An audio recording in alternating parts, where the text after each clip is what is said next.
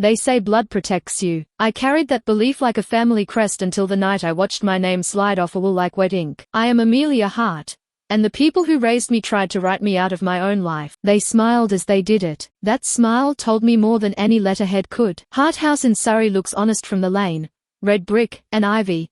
A garden that remembers summer better than I do. Inside, the air stays careful. My stepmother, Victoria, prefers a kind of quiet that bends other people into shape. My brother, Charles, learned that silence before I did. When my father, Edward, died, Victoria kept the house running like a theatre. Flowers that never wilted, curtains that never moved, voices that never rose. Grief had a timetable and I was late to it. The first slippage was my surname spoken like it did not belong to me. Victoria passed a folder across the oak table and said, very softly, that father had been clear. Graham Wilcox, the family solicitor, avoided my eyes. Charles watched me the way a referee watches the pitch. I opened the folder and saw the Hart Family Settlement, 2004, with a fresh amendment clipped to the front. Under new terms, control moved to Victoria as trustee. Voting rights pooled with Charles. My share of the Surrey estate, the Bayswater flat, and the art, reduced to something you could list on one line of a receipt. I read it twice and felt the room lean hard to one side. When I asked for the original deed in the trustee minutes,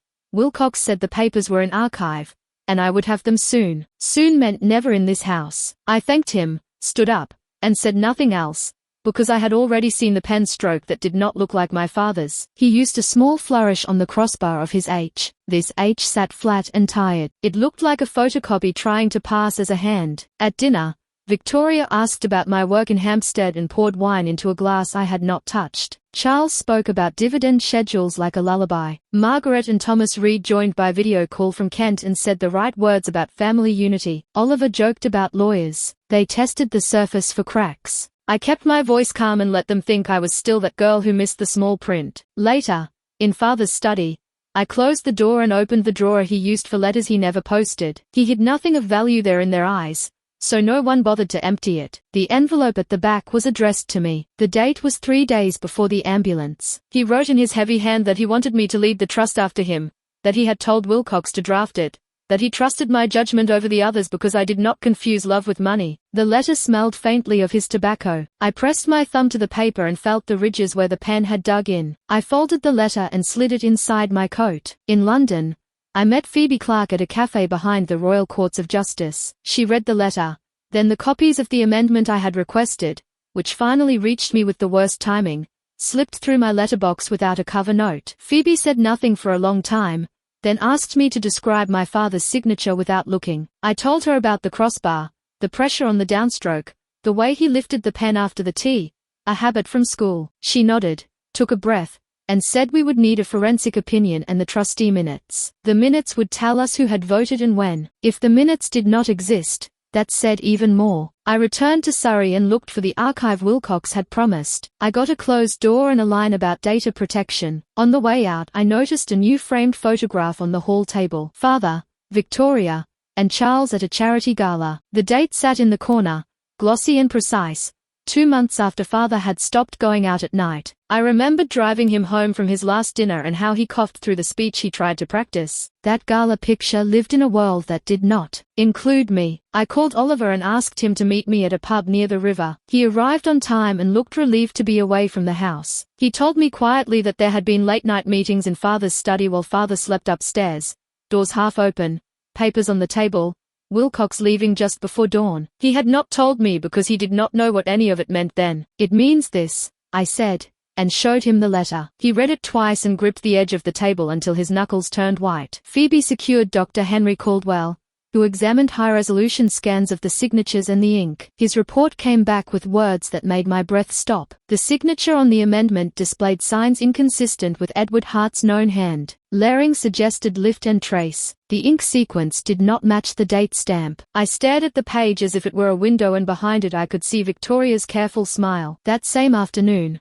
a thin package arrived at my flat. No return address. Inside, printed minutes from a trustee meeting that placed my father at the head of the table 3 days after a hospital consultant had recorded him as unfit to manage his affairs. The minute recorded a vote to shift control to Victoria and Charles. The signature at the bottom was father's name without his hand. I stood at the window and watched buses pass in the rain and thought about how people talk about family like a shelter. Then I folded the report, the minutes, and my father's letter into one file. I did not shake. I did not cry. I made tea and called Phoebe. We would issue the claim in the High Court. We would ask for disclosure. We would put the letter in front of Mrs. Justice Whitmore. And when Victoria and Charles turned to Wilcox for help, I would show them something they had not considered. They thought I had nothing. They thought they had erased me. They forgot that I know their secrets. Ashgrove Holdings Limited, the Bayswater flat, the night meetings that began before father could sign his own name. I would set it all down, piece by piece, in a place where smiles do not matter. I would not walk away. I would turn on the lights, and I would watch who ran. People in Surrey would say the Hart family name with respect. At luncheons and charity balls, people clapped Victoria on the shoulder and called her elegant. They treated Charles like the natural heir to Edward Hart's business legacy. To outsiders, we were wealth with manners, a dynasty with red brick roots. But I knew that the higher a mask sits, the sharper the drop when it falls. At Hart House, everything looked controlled. The drive was lined with clipped hedges and gravel that crunched politely under tires. Inside, portraits of ancestors stared down as if waiting for me to remember my place. Guests saw tradition, wealth, stability. I saw stagecraft. Victoria made sure the curtains were drawn at the same angle every morning. Charles rehearsed his charm until it sounded natural. Even the laughter at the table followed her rhythm. Never too loud, never too risky. My position was different. I was Edward's daughter, but Victoria reminded me with every glance that I was not hers. When father was alive, I could push back against her cool control. Without him, my voice shrank inside those high-ceilinged rooms. I became the guest in my own house. At dinners, I was seated on the side, never at the center. At board meetings, I was introduced as a junior consultant to projects that bore my family's name. People nodded politely, dismissed my words, then turned their full attention back to Charles. I tried to convince myself that it was grief creating the distance, that people cope with loss in different ways. But the truth surfaced in small, careless details. I would walk into the study and find conversations cut short. Letters disappeared from father's desk drawers. Even the house staff, people who had watched me grow up, began to avoid my eyes. It was as if Victoria had extended her silence to cover them all. The cracks were faint at first. A receipt tucked into a book in the library, thousands of pounds withdrawn from the trust and marked as maintenance, though no maintenance had been done. A delivery at the door for Ashgrove Holdings, a name I had never heard but which Charles claimed was just another investment. A whispered argument between Victoria and Graham Wilcox in the garden, cut off the moment I appeared. They waved it away, said it was about donations, but I caught the edge of Wilcox's expression. He looked frightened. When I asked Charles directly why the trust documents listed Ashgrove Holdings as a creditor, he smirked. He told me that business was complicated and perhaps beyond my understanding. That smirk stung more than any insult. It was the look of a man certain that he held every card. But something else gnawed at me. Why were they hiding? If everything had been as lawful and clean as they claimed, they would not have buried paperwork or silenced conversations. Why did the solicitor who once treated me like family suddenly behave as though my questions were threats? One evening, Victoria hosted a dinner with local councillors. I sat quietly, listening. The councillors praised her for her charitable work, thanked her for her donations, admired her vision for new housing projects. Victoria glowed under their admiration. Charles leaned in and spoke confidently about future ventures. They made us look like a family in full harmony. Yet I noticed Oliver Reed, my cousin, shift uncomfortably whenever housing estates were mentioned. His hands tightened around his wine glass. Later, as guests left, I caught his eye. For a second, he looked at me with something like pity. Then he turned away. In that moment, I realized I was not imagining the cracks. They were real, widening, sharp. And if Oliver looked at me with pity, it meant he knew more than he was willing to say. I returned to my room that night and lay awake, staring at the ceiling beams father once pointed out to me as a child, telling me they were strong enough to hold storms. Now those beams felt like witnesses, watching me live inside a stage set that the world adored but that reeked of deception. They underestimated me because I was quiet, because I did not fight at every dinner table, because I watched instead of shouted. But I understood something they did not. Silence is not weakness. It is preparation. Why was the family hiding so much? And why did I feel that the moment I asked the right question, their perfect facade would come crashing down? The will reading should have been simple. A solemn moment. A last tie to my father, Edward Hart. Instead, it was a theatre built for humiliation. The family gathered in the drawing room of Hart House. Victoria sat like a queen at the head of the table, Charles at her right, Margaret and Thomas Reed facing me, Oliver off to the side, restless. Graham Wilcox, the solicitor, placed his leather folder on the polished table and began. At first, it sounded fair. Father's personal belongings, his books, his letters, passed to me. I almost smiled at the mention of his old fountain pen, because he had promised it would be mine since I was 12. But then Wilcox's tone shifted. The Surrey estate, Hart House, transferred under Victoria's trusteeship. The Bayswater flat, designated for Charles. Company shares, pooled into Ashgrove Holdings,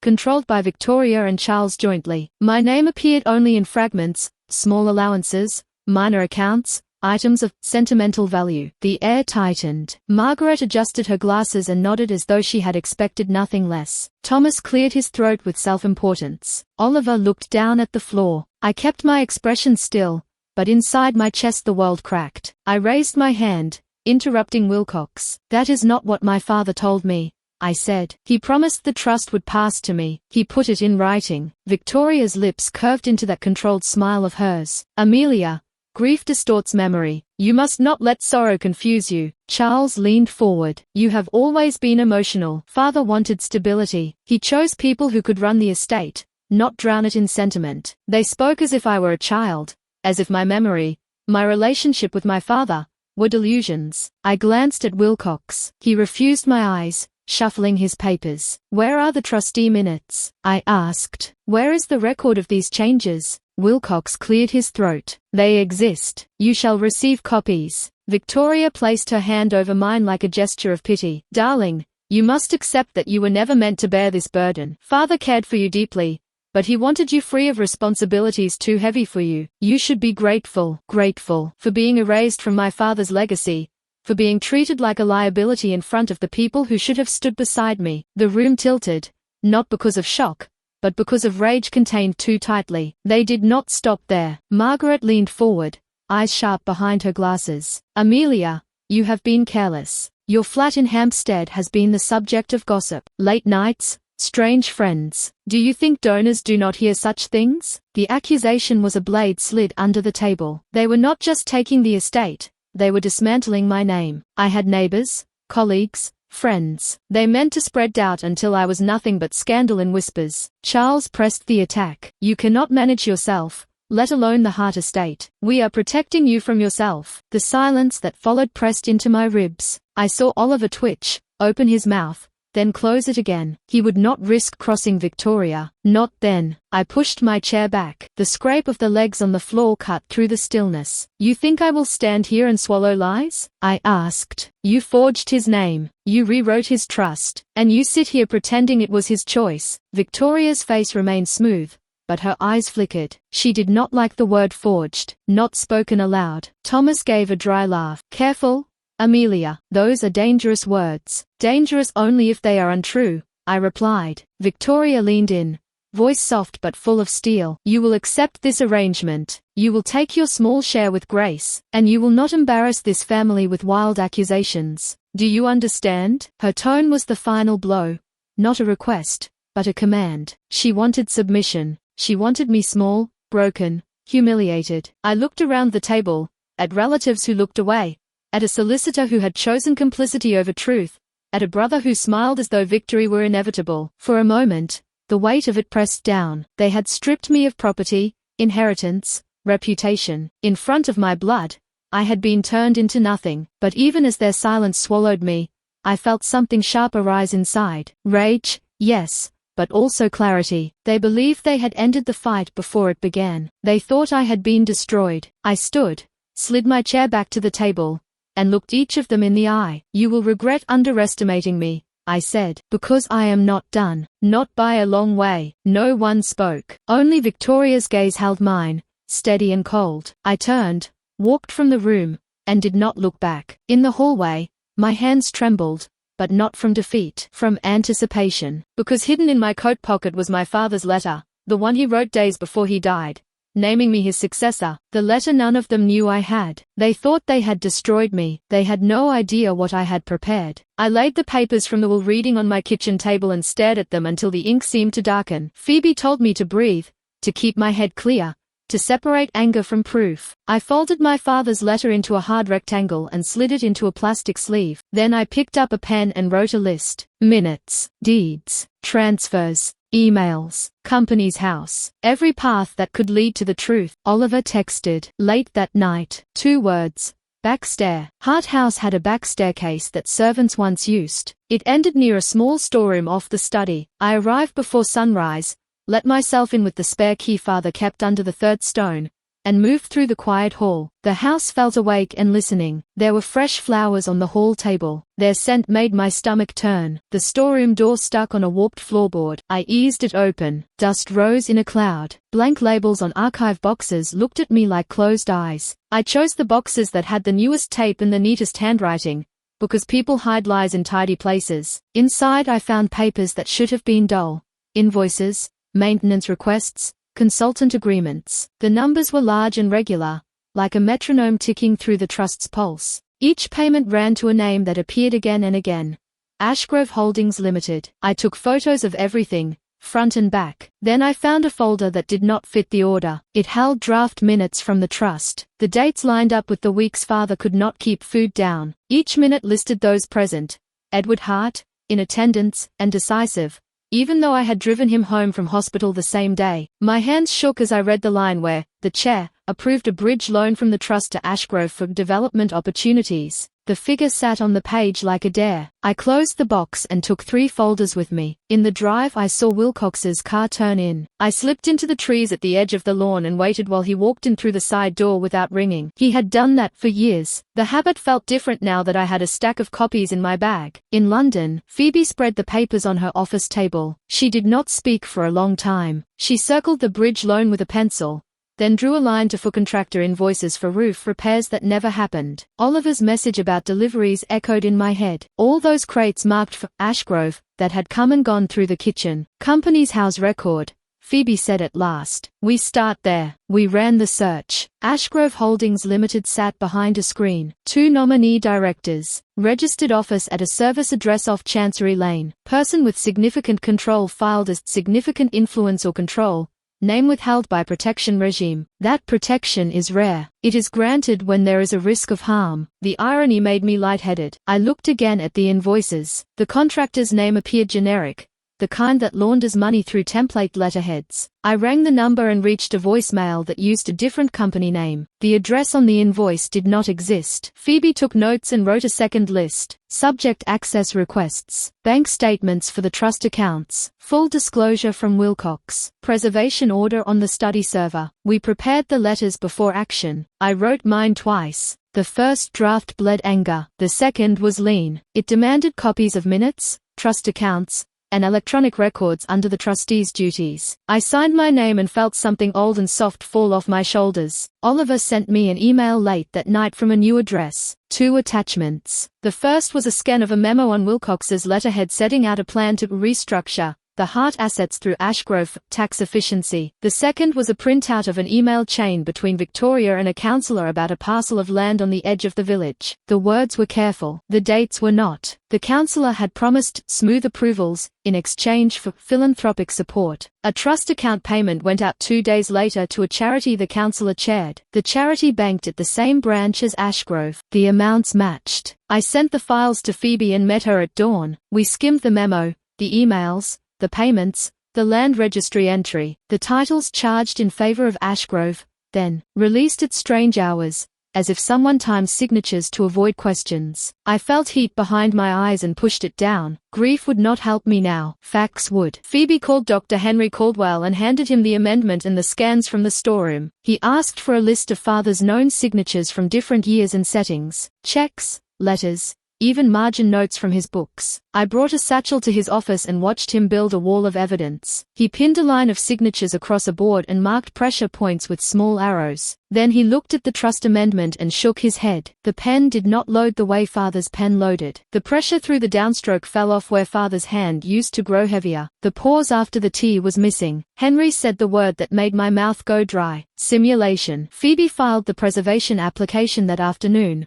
Fast and hard. We wanted to lock down servers and backups before anyone could prune history. The judge granted it on paper with directions for a hearing. I felt a thread of breath come back into my lungs. I went home and opened my laptop. Another email from Oliver waited. This one held a photograph of a ledger page from Ashgrove that somebody had snapped on a phone. Columns of numbers, then notes. HH Roof, Bayswater Refurb, Consultancy, Donation. Each entry mirrored a payment out of the trust accounts. Then a final column, handwritten, tied each item to initials. V, C, T, G, Victoria, Charles, Thomas, Graham. I called Oliver at once. He answered in a whisper from his car. He said he had found the ledger in a box stored in the loft above the garage while looking for old camping gear. He did not know how long he would have access. He wanted me to know that when he laughed at dinner he felt sick. Then he hung up. Phoebe brought in a forensic accountant named Patel. He pulled bank statements like thread and looked for the pattern that holds everything together. He found identical round numbers moving through 3 accounts within minutes of each other. He found consultancy fees that returned to the same 2 payees through a different bank 2 weeks later. He mapped every payment from the trust to Ashgrove and back again on a single sheet. It looked like a spider's web over my father's name. I drove to Surrey again and sat in Father's study with the lights off. The window showed the lawn like a pale sheet. I remembered the way he used to rest his hand on a page before signing. He used to speak the words, read slowly, like a blessing. I opened the bottom drawer of his desk and found a thumb drive in a small wooden box. Inside were drafts of letters he never sent, one addressed to me, one addressed to Wilcox. In the letter to Wilcox he stated that no change to the trust would be valid without my written consent. The draft was dated a week before the amendment bearing his name. He never sent it. He had saved it here, under the place where his elbow used to rest. I left the house at dawn with the box in my coat. On the lane, I passed Margaret's car. She did not see me. Her face looked aged and pinched. For a moment I almost felt pity. Then I remembered the way she had spoken in the drawing room. That memory scraped the pity down to the bone. Phoebe set the claim form in front of me at noon. We issued in the High Court, Chancery Division. We pleaded forgery, breach of trust, knowing receipt, dishonest assistance. We sought an account, a replacement of trustees, and orders to unwind Ashgrove's transfers. We listed the documents we wanted on disclosure: server logs, email archives, meeting invites, draft minutes with metadata. We put my father's letter at the heart of the case. The claim landed like a stone in a still pond. Phones rang in houses that had pretended to be asleep. Victoria's barrister, Sir Jonathan Vale, sent a letter heavy with threats. He called the allegations wild, the signatures authentic, the payments proper. He warned of costs, reputational damage, sanctions. Phoebe read the letter with a calm face and filed it in a folder marked noise. That evening I sat on my bed with the ledger printout, the emails, the memo, and the drafts from Father's thumb drive spread around me like a map. I traced each line with a finger and made a new list of questions for disclosure. Which server stored the trustee minutes? Who held edit rights? Which device generated the PDFs? Where the backups lived? Dates, times, copies, versions. The law loves detail. Victoria had always loved stage sets. I would push her into a room where the only things that mattered were dates and signatures and money. I closed my eyes and saw Father's handwriting again. The downstroke that never lied. The small lift after the T. The letter to me that smelled faintly of tobacco. I pictured the moment I would hand that letter to a clerk and watch it pass up to the bench. I pictured Victoria watching it travel, powerless to stop it. I looked at the ledger once more. The initials on the right-hand column gleamed like stains. If the court saw this, the trust would not survive as it stands. Hart House would not belong to a person who treated it like a stage. The Bayswater flat would not sit in Charles's portfolio like a trophy. The money cycling through Ashgrove would come back through a very different door. If the court saw this, they would not just lose money, they would lose everything. I laid the papers from the will reading on my kitchen table and stared at them until the ink seemed to darken. Phoebe told me to breathe, to keep my head clear, to separate anger from proof. I folded my father's letter into a hard rectangle and slid it into a plastic sleeve. Then I picked up a pen and wrote a list. Minutes. deeds, transfers, emails, company's house. Every path that could lead to the truth. Oliver texted late that night. 2 words. Backstair. Hart House had a back staircase that servants once used. It ended near a small storeroom off the study. I arrived before sunrise,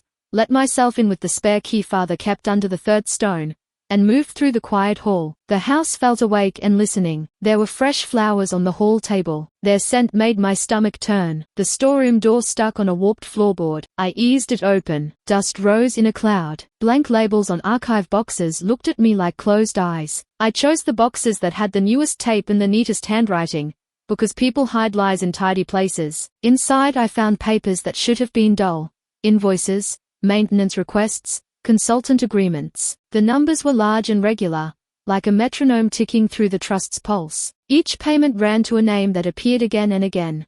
Ashgrove Holdings Limited. I took photos of everything, front and back. Then I found a folder that did not fit the order. It held draft minutes from the trust. The dates lined up with the weeks father could not keep food down. Each minute listed those present. Edward Hart, in attendance, and decisive, even though I had driven him home from hospital the same day. My hands shook as I read the line where the chair approved a bridge loan from the trust to Ashgrove for development opportunities. The figure sat on the page like a dare. I closed the box and took 3 folders with me. In the drive I saw Wilcox's car turn in. I slipped into the trees at the edge of the lawn and waited while he walked in through the side door without ringing. He had done that for years. The habit felt different now that I had a stack of copies in my bag. In London, Phoebe spread the papers on her office table. She did not speak for a long time. She circled the bridge loan with a pencil, then drew a line for contractor invoices for roof repairs that never happened. Oliver's message about deliveries echoed in my head. All those crates marked for Ashgrove that had come and gone through the kitchen. Company's house record, Phoebe said at last. We start there. We ran the search. Ashgrove Holdings Limited sat behind a screen. 2 nominee directors. Registered office at a service address off Chancery Lane. Person with significant control filed as significant influence or control. Name withheld by protection regime. That protection is rare. It is granted when there is a risk of harm. The irony made me lightheaded. I looked again at the invoices. The contractor's name appeared generic, the kind that launders money through template letterheads. I rang the number and reached a voicemail that used a different company name. The address on the invoice did not exist. Phoebe took notes and wrote a second list. Subject access requests. Bank statements for the trust accounts. Full disclosure from Wilcox. Preservation order on the study server. We prepared the letters before action. I wrote mine twice. The first draft bled anger. The second was lean. It demanded copies of minutes, trust accounts, and electronic records under the trustee's duties. I signed my name and felt something old and soft fall off my shoulders. Oliver sent me an email late that night from a new address. 2 attachments. The first was a scan of a memo on Wilcox's letterhead setting out a plan to restructure the Hart assets through Ashgrove for tax efficiency. The second was a printout of an email chain between Victoria and a councillor about a parcel of land on the edge of the village. The words were careful. The dates were not. The councillor had promised smooth approvals in exchange for philanthropic support. A trust account payment went out 2 days later to a charity the councillor chaired. The charity banked at the same branch as Ashgrove. The amounts matched. I sent the files to Phoebe and met her at dawn. We skimmed the memo, the emails, the payments, the land registry entry, the titles charged in favor of Ashgrove, then released at strange hours, as if someone timed signatures to avoid questions. I felt heat behind my eyes and pushed it down. Grief would not help me now. Facts would. Phoebe called Dr. Henry Caldwell and handed him the amendment and the scans from the storeroom. He asked for a list of father's known signatures from different years and settings, checks, letters, even margin notes from his books. I brought a satchel to his office and watched him build a wall of evidence. He pinned a line of signatures across a board and marked pressure points with small arrows. Then he looked at the trust amendment and shook his head. The pen did not load the way father's pen loaded. The pressure through the downstroke fell off where father's hand used to grow heavier. The pause after the T was missing. Henry said the word that made my mouth go dry. Simulation. Phoebe filed the preservation application that afternoon, fast and hard. We wanted to lock down servers and backups before anyone could prune history. The judge granted it on paper with directions for a hearing. I felt a thread of breath come back into my lungs. I went home and opened my laptop. Another email from Oliver waited. This one held a photograph of a ledger page from Ashgrove that somebody had snapped on a phone. Columns of numbers,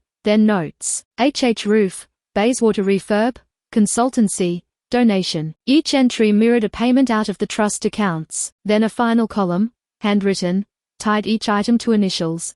V, C, T, G, Victoria, Charles, Thomas, Graham. I called Oliver at once. He answered in a whisper from his car. He said he had found the ledger in a box stored in the loft above the garage while looking for old camping gear. He did not know how long he would have access. He wanted me to know that when he laughed at dinner he felt sick. Then he hung up. Phoebe brought in a forensic accountant named Patel. He pulled bank statements like thread and looked for the pattern that holds everything together. He found identical round numbers moving through 3 accounts within minutes of each other. He found consultancy fees that returned to the same 2 payees through a different bank 2 weeks later. He mapped every payment, from the trust to Ashgrove and back again on a single sheet. It looked like a spider's web over my father's name. I drove to Surrey again and sat in father's study with the lights off. The window showed the lawn like a pale sheet. I remembered the way he used to rest his hand on a page before signing. He used to speak the words, read slowly, like a blessing. I opened the bottom drawer of his desk and found a thumb drive in a small wooden box. Inside were drafts of letters he never sent, one addressed to me, one addressed to Wilcox. In the letter to Wilcox he stated that no change to the trust would be valid without my written consent. The draft was dated a week before the amendment bearing his name. He never sent it. He had saved it here, under the place where his elbow used to rest. I left the house at dawn with the box in my coat. On the lane, I passed Margaret's car. She did not see me. Her face looked aged and pinched. For a moment I almost felt pity. Then I remembered the way she had spoken in the drawing room. That memory scraped the pity down to the bone. Phoebe set the claim form in front of me at noon. We issued in the High Court, Chancery Division. We pleaded forgery, breach of trust, knowing receipt, dishonest assistance. We sought an account, a replacement of trustees, and orders to unwind Ashgrove's transfers. We listed the documents we wanted on disclosure: server logs, email archives, meeting invites, draft minutes with metadata. We put my father's letter at the heart of the case. The claim landed like a stone in a still pond. Phones rang in houses that had pretended to be asleep. Victoria's barrister, Sir Jonathan Vale, sent a letter heavy with threats. He called the allegations wild, the signatures authentic, the payments proper. He warned of costs,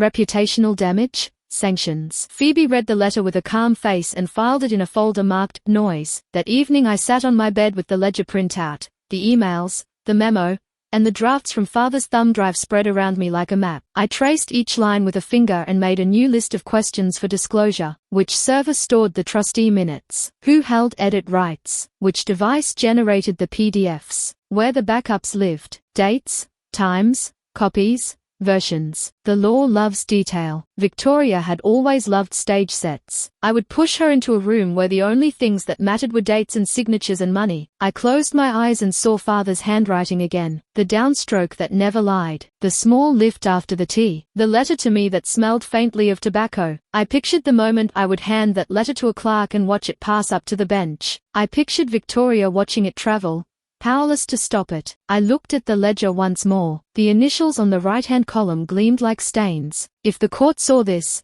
the trust would not survive as it stands. Hart House would not belong to a person who treated it like a stage. The Bayswater flat would not sit in Charles's portfolio like a trophy. The money cycling through Ashgrove would come back through a very different door. If the court saw this, they would not just lose money, they would lose everything. The corridor outside Court 14 smelled of old varnish and wet coats. Reporters waited with blank faces and quick hands. When the usher called us in, the chatter dropped as if someone had pulled a wire. I walked past Victoria without looking at her. Charles stood beside her, stiff, jaw tight, knuckles white at his cuff. Graham Wilcox whispered to Sir Jonathan Vale with the flustered dignity of a man who knew the floor was thin. I took my seat behind Phoebe. The clerk announced the case. Mrs. Justice Whitmore looked over her glasses and asked for silence, as if the room were not already holding its breath. The morning moved fast. Phoebe led Patel through the pattern of payments. Ashgrove, the trust, the charity, the round sums that left and came back disguised. She placed the ledger on the screen and let the initials glitter in the strip light. Victoria did not move. Charles stared at the table. Thomas Reed fidgeted with his tie as though he could turn it into rope and climb out. When Phoebe finished,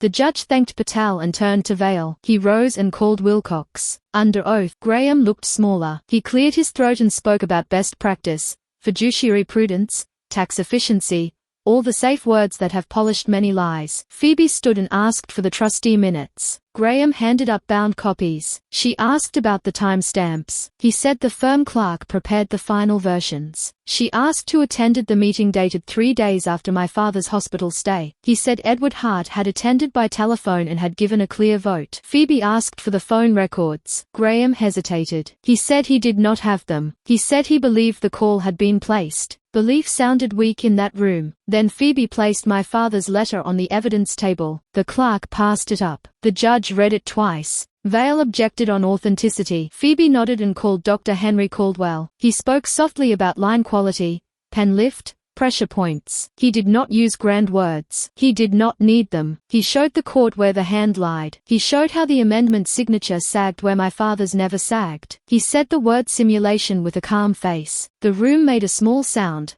like breath taken in. Victoria leaned to speak to Vale. Charles watched the door as if it might swing open with a miracle inside. I watched Wilcox press his lips together as though the shape could make this day different. Caldwell finished. Phoebe Saturday. Vale stood and tried to rattle him. Caldwell did not rattle. The judge thanked him and called a short recess. Out in the corridor, Oliver stood by a window with his phone in his hand and a pale look. He said, in a voice that sounded older than him, that there was more. He had found another box in the loft above the garage. Emails printed and clipped together. A draft loan agreement between the trust and Ashgrove with a clause that gave Ashgrove the right to pledge trust assets as security for its own debts. He had taken photos, but the box itself had been moved since, and he did not know who had moved it. Phoebe took his phone and sent the files to herself. I thanked him. He nodded and looked at the floor, ashamed to share my blood. When the recess ended, the judge returned and asked for order. Phoebe recalled Wilcox for a few more questions about the amendment chain. He repeated himself. Then she asked why the company's house record listed a protected person with significant control. He said privacy rules allowed such filing. She asked if that person was Victoria. He said he could not say. She asked if it was Charles. He said he could not say. She asked if he,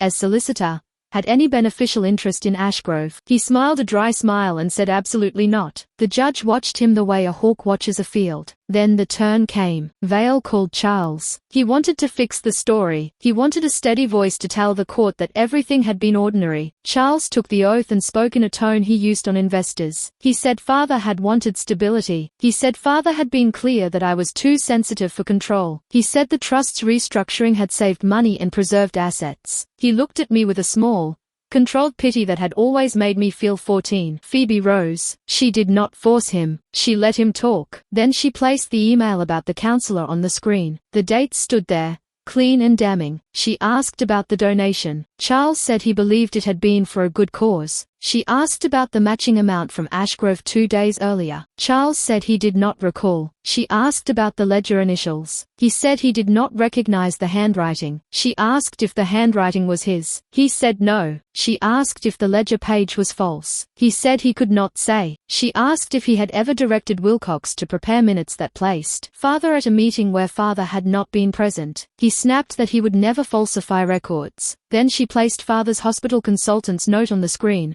time-stamped. It showed a patient unfit to manage affairs at the very hour the minutes claimed he had chaired a vote. Something went out of Charles's face. He looked to Victoria for rescue. She folded her hands and stared at the judge. She did not move to help him. She was stone in silk. The judge asked a question then, mild in tone. She asked who had typed the minutes. Charles said the firm. She asked who had approved them. He said the trustees. She asked whether he had read them, line by line, before signing. He said yes. Then she asked why he had not noticed that his father was recorded as chairing while his father lay in a hospital bed with a mask on his face. The room held still. Charles opened his mouth, closed it, then said he had relied on professionals. Phoebe Saturday. Vale said he had no re-examination. The judge called Victoria. Victoria stood like a woman appointed by fate. She took the oath. She spoke with gentle certainty. She said she had served the family selflessly. She said she had made sacrifices. She said Edward had trusted her judgment above all. Her voice had the chime of polished silver. She said the letter was a misunderstanding. She said my grief had led me to read too much into a draft. She said the money flows had been lawful. She said Ashgrove was a vehicle for stability. She said I had always been impulsive. Phoebe did not raise her voice. She asked about the back staircase storeroom. Victoria said she did not manage archives. She asked about the thumb drive box. Victoria said she had never seen it. She asked about the charity donation and the counsellor. Victoria said she supported many good causes. She asked whether Victoria was the protected person with significant control at Ashgrove. Victoria said she could not comment on private security measures. Phoebe asked whether she denied it. Victoria's eyes flicked to the gallery. She said the law allowed privacy for those at risk. Phoebe asked what risk she faced. Victoria hesitated. Then she said very softly that wealth attracts hostility. The mask began to slip. Margaret's hands twisted in her lap. Thomas stared at the floor. Oliver stared at his shoes as if they could open and swallow him. I felt pity and anger wrestle inside me like dogs. I wanted to hurt the people who had tried to erase me. I wanted to run from the sight of them breaking. Phoebe placed the draft letter from my father to Wilcox on the screen. The one that said no change to the trust would be valid without my written consent. Dated a week before the amendment that bore his name. The judge leaned forward. Vale rose to object. The judge overruled him. Phoebe asked Victoria to read the date aloud. She did. Her voice trembled on the last digit. Phoebe asked whether Victoria had seen this draft before today. Victoria said no. Phoebe asked whether she understood what it meant for the amendment if the signature was false. Victoria said she believed the signature was real. Phoebe asked her to look at Caldwell's report again. Victoria's mouth pressed thin. Then something happened that I had wanted and dreaded. She looked at Charles. And the look was raw. She wanted him to save her. He looked back and gave her nothing. She said that the solicitor had handled everything. She said she had trusted his expertise. She said if there were irregularities, she had not known. Wilcox made a sound that might have been a laugh or a choke. He asked the judge for permission to answer. The judge told him to wait his turn. Phoebe asked Victoria whether she had ever asked Wilcox to backdate a document. Victoria said never. Phoebe placed an email on the screen. A single line.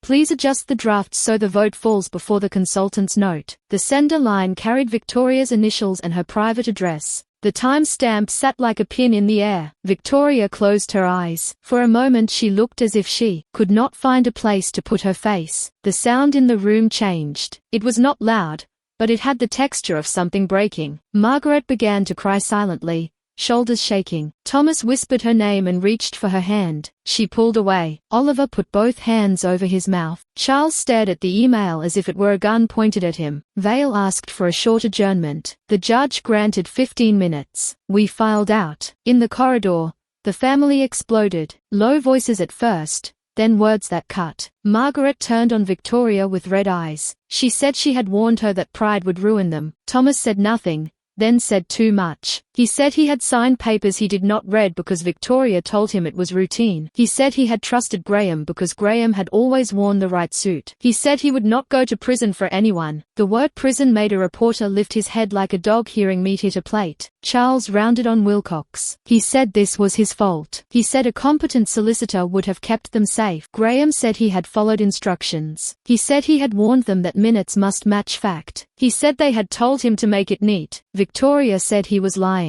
Her voice cracked on the last word. For the first time since my father's funeral, I saw her look unsure. Oliver stepped back from the circle as if it might burn him. He looked at me and shook his head. I could not tell if he meant I am sorry or I am done. Margaret cried harder. Mascara left 2 grey streaks. Thomas repeated that he would not carry this. Charles ran a hand through his hair and left it there like he had forgotten where it belonged. The family that had choreographed every dinner now flailed in public like actors who had lost the script. I stood apart and felt a war inside me. Part of me wanted to take no pleasure in this, to remember that these were people who had shared Christmas and bread and photographs. Another part of me remembered the drawing room, the way they stripped my place and my name in front of my own blood. That part remembered my father's letter and the plastic sleeve where I had hidden it the day I almost broke. Rage and sadness moved inside me in waves. I held onto the rail and let both pass without drowning. The usher called us back. In the well of the court, Faces were raw. Victoria's gaze had lost its perfect polish. Charles looked older. Graham looked grey. Margaret held a tissue like a white flag. Thomas blinked as if light hurt. The judge took her seat and asked for quiet. Vale said his clients denied wrongdoing. The judge said denial was an answer,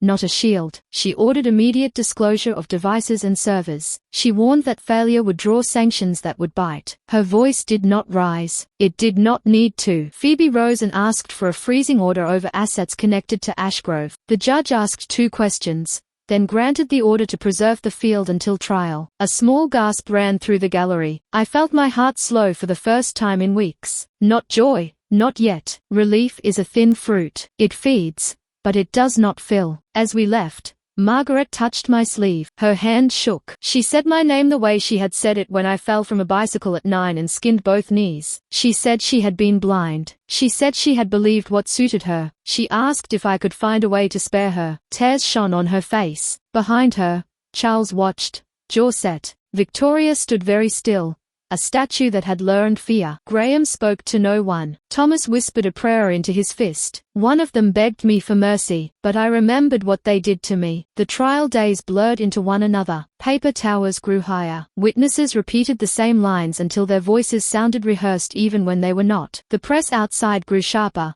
twisting every whisper into a headline. And yet, as the evidence piled up, I began to feel the thin thread of fear.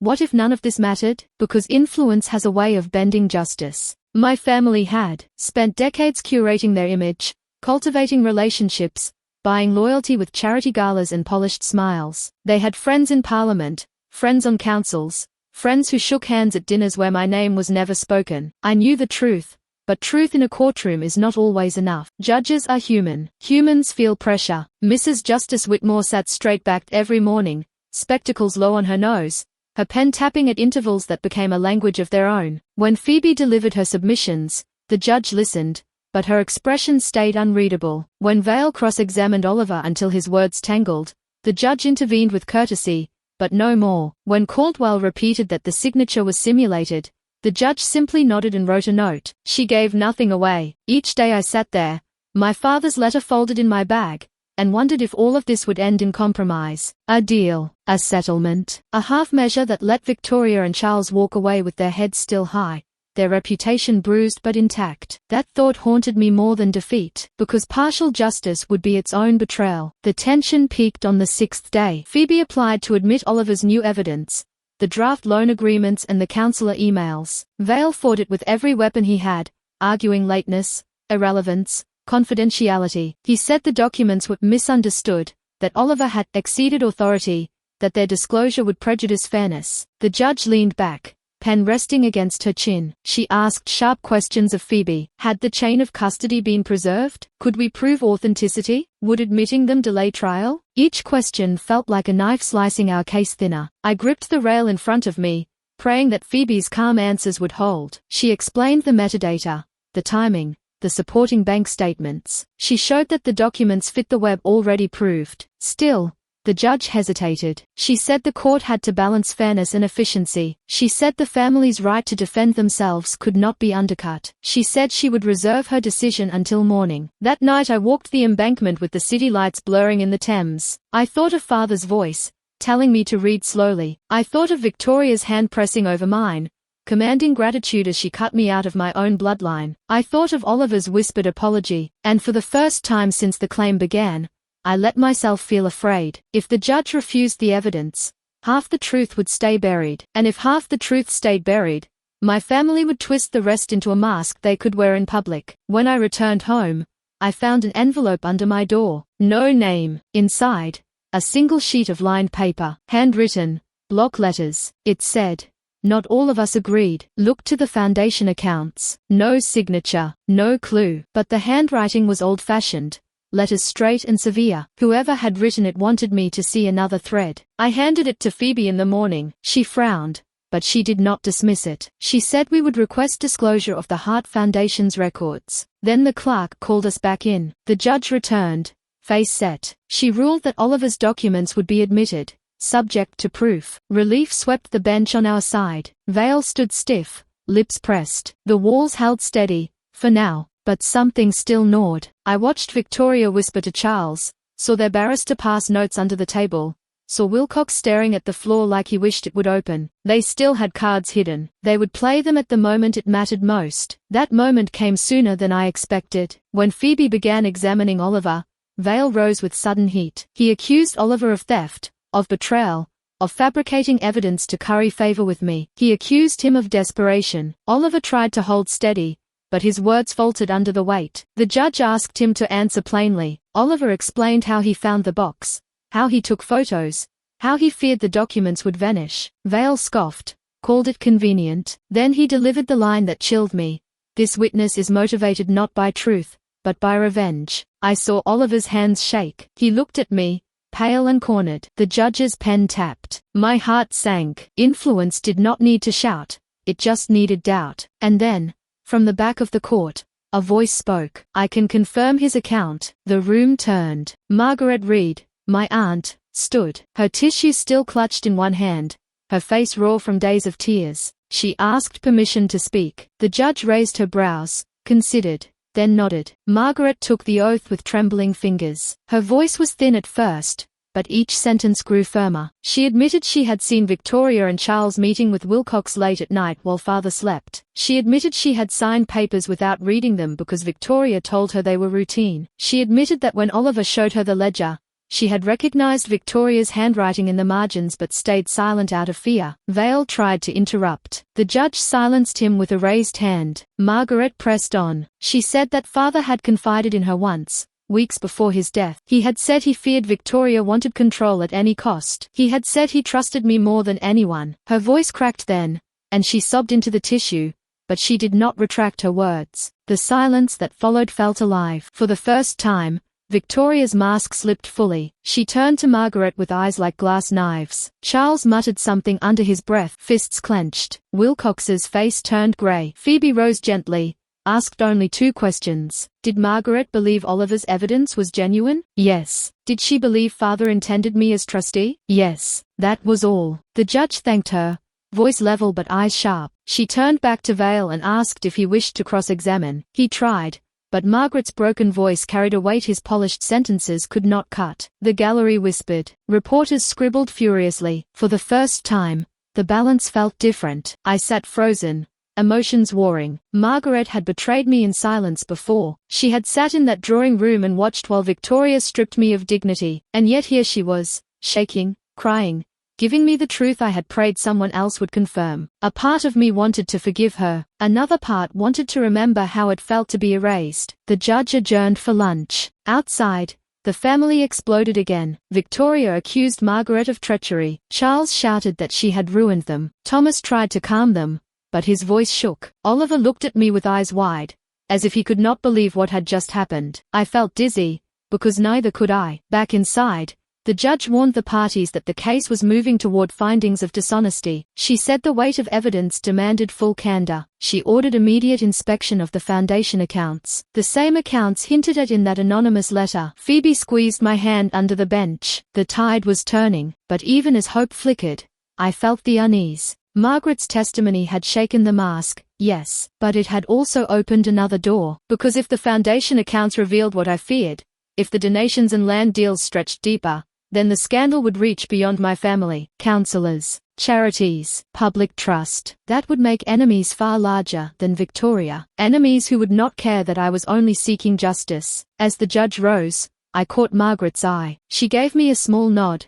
timid, fragile, but real. I could not yet bring myself to nod back. My heart was torn between gratitude and suspicion, because Margaret Reed was the last person I had ever expected to speak up. The clerk called us in, and the room felt like held breath. The foundation accounts had arrived at dawn with an urgency stamp and 2 security bags. Phoebe stood, with a stack of schedules, her eyes steady. Vale sat very still, as if stillness could push back a tide. Victoria's face was set the way stone sets. Charles's hands opened and closed on his lap as if he were trying to hold air. Phoebe began with the same calm that had carried me through each day. She walked the court through line items and ledgers until patterns formed like frost on glass. The foundation had sent money to a small arts charity the week planning consent was smoothed. The same day, Ashgrove received a consultancy payment from the trust. 2 weeks later, Identical funds appeared in a personal account linked to a shell. The judge followed with her pen, tapping only when something lined up with an earlier mark. Vale's objections came and went, neat and bloodless. They did nothing to stop the shape taking form. But money alone would not end this. Money can hide. Words can be denied. I needed a voice that could not be polished away. In my bag lay the small wooden box from Father's desk. I had opened it again last night. Inside the thumb drive were the letters I had already given to the court, and something else in a folder I had missed before. A file with a date stamp from 3 weeks before he died. The file name was plain, Note for Amelia. I had played it once at my kitchen table and pressed my hand to my mouth so I would not make a sound. Phoebe had asked me if I was ready to put it on the record. I said yes. I said I had waited for this moment since the hour I watched my name slide off a wall like wet ink. She asked the judge for permission to play a short recording recovered from Edward Hart's personal device. Vale stood and talked about foundation of evidence and admissibility and fairness. Phoebe explained chain of custody and the forensic report confirming the file's creation date and hash. The judge looked down at the letters already in evidence. She looked at Caldwell's report. She looked at me. Then she granted permission. The clerk lifted the small speaker to the bench. The room went so quiet I could hear my own pulse. Phoebe nodded. The sound began. My father's voice filled the court. It was not strong, but it was unmistakable. He spoke as he always did when he wanted no one to misunderstand. He said my name. He said, "If you are hearing this, something has gone wrong." He said that he had told Wilcox to draft a deed, that no change to the Hart Family Settlement would be valid without my signed consent, and that any structure moving control to Ashgrove would be a breach of his direction. He said he did not trust Victoria with stewardship. He said that I had judgment, that I did not confuse love with money. He asked me to read slowly. I closed my eyes when he said those words and felt the court move around me like a deep wave. Then the second voice came. A door opened in the recording. Chairs drew back. Footsteps. Victoria spoke, almost cheerful, the voice she used with people she wanted to own. She asked if Father felt well enough to sign a few things and said Graham had brought papers. Father coughed. He said later. He said his head was heavy. His voice broke on the word heavy. Victoria's tone cooled by a degree. She said they could sign tomorrow and she would have Graham frame the minutes. Graham's voice, formal and smooth, came in like a practiced answer. He said he would note Father's direction on the record, and there was a small pause that sounded like a man writing a lie. The recording ended with Father saying very softly, "Do not let them rush you, Amelia." Then silence. Someone in the gallery made a noise they could not swallow. Vale stood so quickly his chair scraped. He said the recording was incomplete, that context was missing, that memory was a trick of sound. The judge lifted a hand to quiet him and asked Phoebe about dates and file provenance again. Phoebe walked her through the forensic report line by line. The judge nodded. Once, I looked at Victoria. Her face had not moved, but the stillness was not strength now, it was absence. Charles stared at the table as if the wood might break into flames. Wilcox had gone pale in a way I had not seen since the first day. Phoebe sat down slowly. My heart pounded, but I felt clear, the way cold water makes a wound honest. Still, we knew a voice could be met with denial. We needed a point that cut through evasions and plans. We needed someone from the inside of their machine. The usher announced the next witness. Patel returned to map one more cycle of funds. Then came a short, thin woman in a navy cardigan, hair pinned back, no makeup. The clerk swore her in. She gave her name and title. Data manager at the firm of Wilcox & Carr. My stomach tightened. Phoebe had not told me of this one. She had kept her for this hour. Phoebe asked simple questions. The woman answered with care. She said she had been in charge of server backups and access logs. She said she had been instructed to apply a retention policy last autumn that shortened the life of certain files. She had refused without written instruction. She had then downloaded a set of logs to a secure drive because she believed someone would try to clean the record. She had not wished to accuse anyone without cause. She had waited. She had watched. Then the preservation order had come, and she had decided she could speak. Phoebe asked about the minutes of the meeting held 3 days after the hospital note. The witness said the minutes had been created 6 weeks later and backdated in the document properties, then flattened to PDF to remove edit history. She identified the user account from which the final file had been generated. She named it GW Senior. Every line of Wilcox's face seemed to fight itself. Vale objected with force now,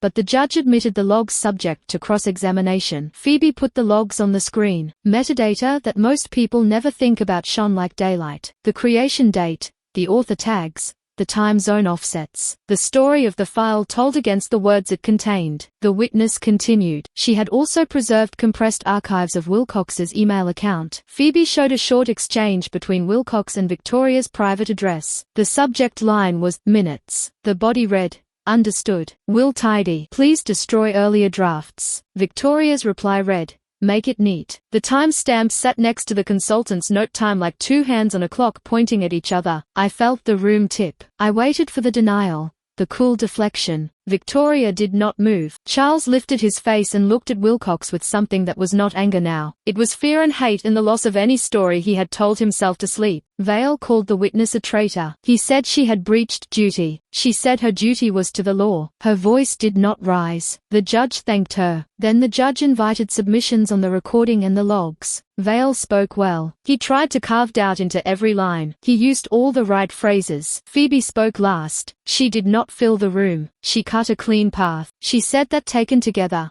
the letter, the recording, the logs, the payments, and the ledger formed a single rope. She asked the court to pull on it. The judge sat for a long time without speaking. She read her notes. She looked at the exhibits. She looked at Victoria, at Charles, at Wilcox, and then at me. I saw the weight of it on her face, not pressure from names and dinners, but the weight of what a court is meant to carry. I wondered if she would step around it. I wondered if she would choose the safe path and invite a settlement. It would have been easy to call it too messy and send us to a quiet room with a mediator and a pot of tea. Part of me wanted the rest this instant. Another part knew that rest without truth would rot me from the inside. She began to speak. She said that this was not judgment, but she would give strong indications. She said the amendment bore signs consistent with simulation and that she placed significant weight on Dr. Caldwell's evidence. She said the minutes could not be relied upon in light of the logs. She said the recording carried probative value and aligned with the contemporaneous letters. She said the flow of funds from the trust to Ashgrove and interrelated accounts raised questions of dishonesty that could not be explained away by words like restructuring or efficiency. She said she would be appointing a receiver over the trust pending final decision. She said she would refer the matter to the authorities. She said she would order a full account of profits and consider removal of trustees. By the time she reached the last clause, the courtroom had changed. The gallery breathed out as one. Reporters burst into motion. A murmur rose like weather. Vale sat down hard, as if someone had taken the floor out from under him. Patel exhaled and pressed two fingers to his eyes. Oliver covered his face with his hands. Thomas stared at Victoria as if waiting for her to pull a lever and reset the room. Margaret wept openly. Graham Wilcox closed his eyes and lowered his head onto his hands. I felt the air move around me as if the building itself had lifted and settled again. It was not triumph in the way I had imagined it alone at my kitchen table. It was not a cheer or a shout. It was quiet and fierce and hot behind my eyelids. My hands shook. I set them flat on my knees. I thought of Father's voice saying my name. I thought of the way he signed his H. I thought of how far I had come from the day I stood in the drawing room and listened to my life being cut into smaller pieces. Then the last blow fell. And it did not come from me. It came from the person who had spent a career speaking in polished lines. Wilcox rose without being called. He asked to make a statement. Vale tried to restrain him with a hand on his sleeve. He shook it off. He said he accepted the court's indication. He said the firm would cooperate with the receiver. He said he had acted on instructions and had believed he was helping a family preserve a legacy. He said that belief had led him to bend lines that must not be bent. Then he turned to Victoria and said that he would not carry this alone. He said he had emails and drafts and notes that had not yet been produced. He said he would hand them over immediately. Charles made a sound like a man who has been punched in the back. Victoria did not look at Wilcox. She stared at me with a look I had never seen. No control, no pity, no mask, just a cold,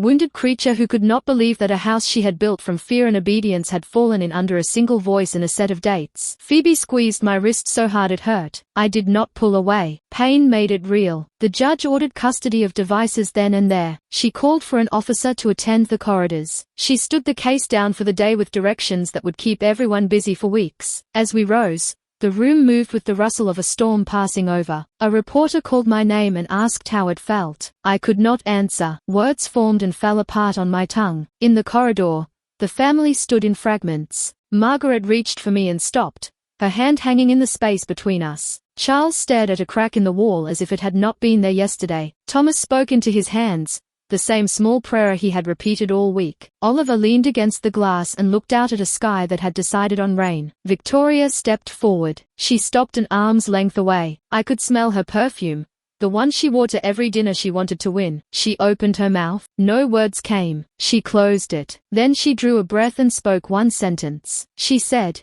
"You have no idea what this will set loose. Not a threat. Not power. A prophecy." I looked at her and thought of counselors and charities and handshakes that would now look like evidence. I thought of the anonymous letter. I thought of names that had not yet been spoken in court. Reporters crowded in. Security pushed back. Phoebe moved me toward the stairs. My legs carried me down like they remembered a road my mind did not yet believe I had reached. Outside, the air tasted like wet steel. Cameras flashed. Someone shouted my name again. I walked on. At the edge of the steps I stopped and looked back through the glass. For a second, I saw my reflection next to theirs. The girl who had once been seated at the side of a table in her own house stood next to a woman who had dragged a line through a lie and watched it split. I thought I might feel only victory. What I felt was bigger and darker and cleaner than that. It was relief and grief and a wide-open quiet. It was the knowledge that I had done what I had promised myself on the night I found the first piece of evidence. I had set the match. Phoebe asked if I was all right. I nodded and found my voice. I said that I wanted to walk by the river. She said she would come with me. We moved through the crush until the noise thinned. On the embankment, the rain began. I let it soak my hair and did not raise my umbrella. The city looked different. Not kinder, not softer, just honest. I thought of Father's last words on that recording. Do not let them rush you. I had not rushed. I had waited. I had read slowly. I had learned what silence can do. Behind me, a phone buzzed. A message from an unknown number. 2 words. Not over. No punctuation. The same block hand as the first note. I showed it to Phoebe. She read it and nodded once. Not fear. Recognition. There are always more doors when you push one open. I turned my face up to the rain and let it wash the salt from my skin. People walked past with their coats pulled tight. A bus sighed to a stop and moved on. Somewhere a siren cut through the wet air and faded. I had wanted a day when everything would be simple again. That day did not exist. The court had given me truth and the beginning of justice. It had also given me a new edge to live on. I could not pretend I was the same person who had walked into the drawing room at Hart House and asked for trustee minutes like a child asking for a story. That person was gone. I stood on the river wall and looked at the dark surface and saw my face, not as a crest on a shield, but as a witness who had carried a voice into a room and watched a house fall. But even as they fell, I realized I had changed forever. The judgment was not yet final, but the court's directions had already set the course. Receivership over the trust. Orders for full disclosure. Referral to the authorities. The family name, once spoken with deference at dinner parties, now carried the weight of scandal in every headline. Hart dynasty faces fraud inquiry, blared from the broadsheets. The tabloids chose harsher words. Victoria's photograph appeared on every front page, her eyes captured in that frozen instant when the recording of Father's voice ended and the mask cracked. The settlement talks began in back corridors, not courtrooms. Vale came to Phoebe with proposals dressed as compromises. Half the estate, if I would withdraw allegations of dishonesty. A share of company profits, if I would agree to silence. Phoebe listened politely, then shook her head. She told him the receiver would decide division now, not whispered promises in shadowed chambers. I said nothing, because silence sometimes speaks more loudly than rage. In the weeks that followed, the receiver's team catalogued every asset. Hart House was valued, the Bayswater flat inspected, the ledgers examined line by line. The court ordered interim distributions. A third of liquid assets transferred to me directly, pending final account. Enough to give me independence, to break the financial chokehold Victoria had sought to fasten around my throat. For the first time, I could pay bills without waiting for trustees to release funds. It was freedom measured in pounds, but it felt larger than that. The family fractured under the strain. Victoria withdrew to Hart House, refusing interviews, sending statements through lawyers written in brittle prose. Charles moved into a serviced flat in Mayfair, his old confidence hollowed, his name whispered in city offices. As a liability, Margaret stayed silent, nursing guilt, avoiding cameras. Thomas avoided even her, preferring to spend his days in Kent with the blinds drawn. Oliver alone sent messages to me, short ones, asking if I was safe, if I was eating. I answered with the same brevity, because I could not yet untangle my feelings toward him. He had stood by too long before speaking, yet he had risked everything in the end. At first, I thought I would feel joy, triumph, the sharp sweetness of victory after years of silence. What I felt was quieter, relief, yes, but also grief, not only for my father, but for the family that might have been. I had once believed that blood was a tether that could not be cut. Now I knew it was thread like any other, and greed had frayed it until nothing was left. Reporters camped outside my Hampstead flat. Some wanted comment, others wanted confession. I gave them neither. I walked past the lenses with my head straight. They asked if I was proud, if I felt vindicated, if I hated my family. I said nothing. Inside, my thoughts turned circles. Did I hate them? Perhaps once. But hate was heavy, and I had carried enough weight. What I felt was colder, more enduring, a refusal. They no longer had the power to write my story. The settlement process drew lines between us like trenches. The receiver's team uncovered more irregularities than I had imagined. Payments disguised as maintenance. Donations that doubled back into private accounts. Deeds shifted through shell companies and back again, always to Ashgrove, always neat on paper, but rotten in truth. Each revelation tore another piece of reputation from Victoria and Charles. Invitations stopped arriving at their doors. Councillors who once praised their philanthropy now claimed ignorance. Friends melted into distance. I met with the receiver twice, sitting in rooms that smelled of dust and tea, while clerks spread spreadsheets across tables. They asked about my father's intentions, about letters he had written, about conversations I remembered. I answered as best I could, steady, factual. Each answer restored a little of what had been stolen. In the interim order, Hart House was divided. The property itself to be sold, proceeds split according to fairness. The Bayswater flat transferred to me outright, recognizing my father's letter naming me as successor. When I held the keys in my hand, I thought of the nights I had driven him there after dinners, how he had sat in the passenger seat coughing, telling me not to let anyone rush me. The press called it a victory, but victory does not erase the sound of Margaret begging for mercy in the corridor. It does not erase Charles's face when he realized the court no longer believed his words. It does not erase Victoria's final sentence to me, spoken like prophecy, "You have no idea what this will set loose." And she was right. The inquiry did not stop at my family. Councillors were questioned. Charity boards scrambled to explain donations. Foundations hurried to amend filings. What had begun as my fight had become something larger,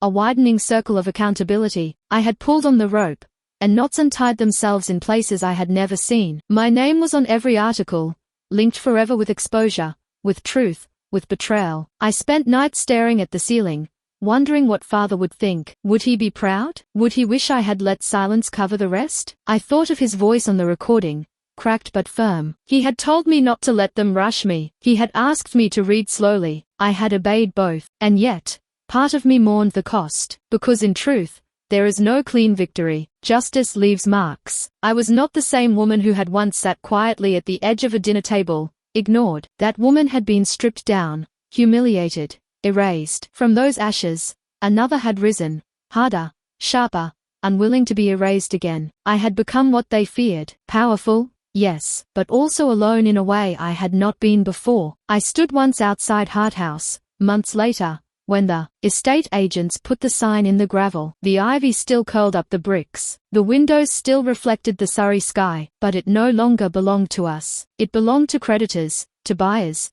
to strangers who would walk halls that once carried whispers of fraud. I touched the gatepost where father had once leaned, pipe smoke drifting, and I whispered that I had done what he asked. Then I walked away. The lesson, if there is one, is simple and bitter. Betrayal comes easiest from those who stand closest, but truth, once uncovered, is stronger than any facade. I learned that resilience is not loud. It is not grand speeches or shining victories. It is the quiet refusal to be erased, the decision to stand when the room tells you to sit. It is remembering who you are when everyone else insists you are nothing. When I began, I was broken, cut from my inheritance, stripped of dignity, left to wander through lies like a ghost in my own family. Now, I stand with keys in my hand, papers in my name, truth at my back. Wealth does not make me powerful. Justice does. I will never forget the faces in that courtroom when the recording played, when the logs lit up on the screen, when father's voice filled the silence. That moment was not just mine, it was his as well. His trust in me,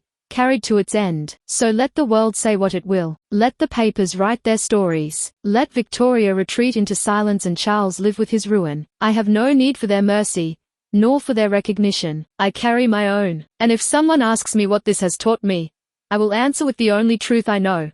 Do not let anyone convince you that blood is always loyalty. Loyalty is proven in action, in truth, in resilience. And when betrayal comes, and it will, you can survive it. You can rise. You can turn their silence into your weapon. That is the gift my father left me. Not Hart House, not bank accounts, not ledgers, but the strength to look betrayal in the face and say, "You will not erase me." The moral resolution call to action.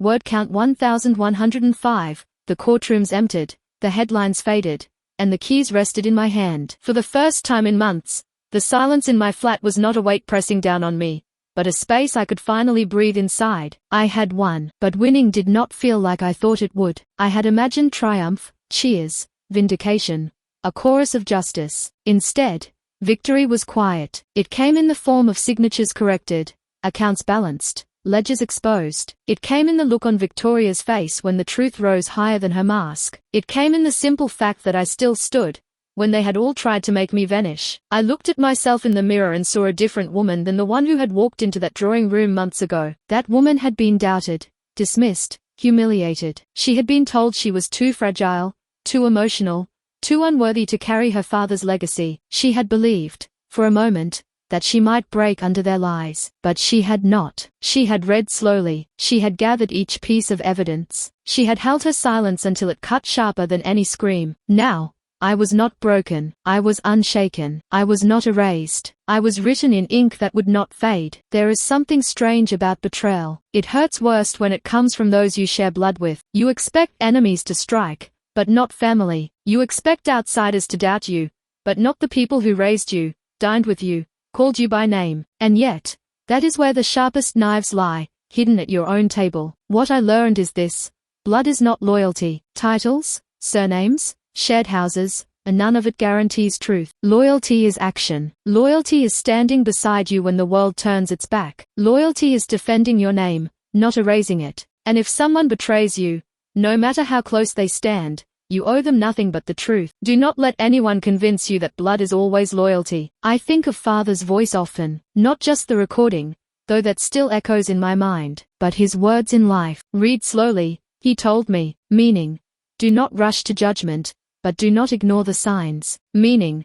look carefully, because the truth is always there for those patient enough to see it. I did as he asked. I read slowly, and I uncovered everything. Yes, the estate was divided. Yes, the court gave me what was rightfully mine, but what I gained was greater than property or accounts. I gained freedom. Freedom from their lies. Freedom from their manipulation. Freedom from the prison of silence they had built around me. I do not lie awake wondering what people think of me anymore. I do not care if the neighbors whisper, or if old friends read headlines and wonder if the scandal touched me, because I know who I am. I know what I fought for. I know that I stood when standing was hardest. The transformation is simple but powerful. Once, I was a victim, silenced, erased, humiliated. Now, I am a victor, not because the court said so, but because I refused to disappear. I turned their game against them. I used their secrets as the fire that burned their facade to ash. And in that ash, I built my own place. So if you hear my story and feel a sting of recognition, if you have ever been dismissed, underestimated, betrayed, let this be your reminder. You are not weak. Your silence can be a weapon. Your resilience can be stronger than their cruelty. And when the moment comes, you can stand, and you can win. That is my truth. That is my inheritance. As for my family, they remain in fragments. Victoria hides behind lawyers. Charles lives in shadows of deals that no longer open for him. Margaret clings to regret. Thomas prays into his hands. Oliver tries to build bridges from the ruins, but I do not yet know if I can cross them. Perhaps one day, perhaps not. Their stories are their own. Mine continues. Because if you think this story ended here, you are wrong. What happened after the trial was something I never saw coming, and it changed everything again. So subscribe, because you will not want to miss what came next.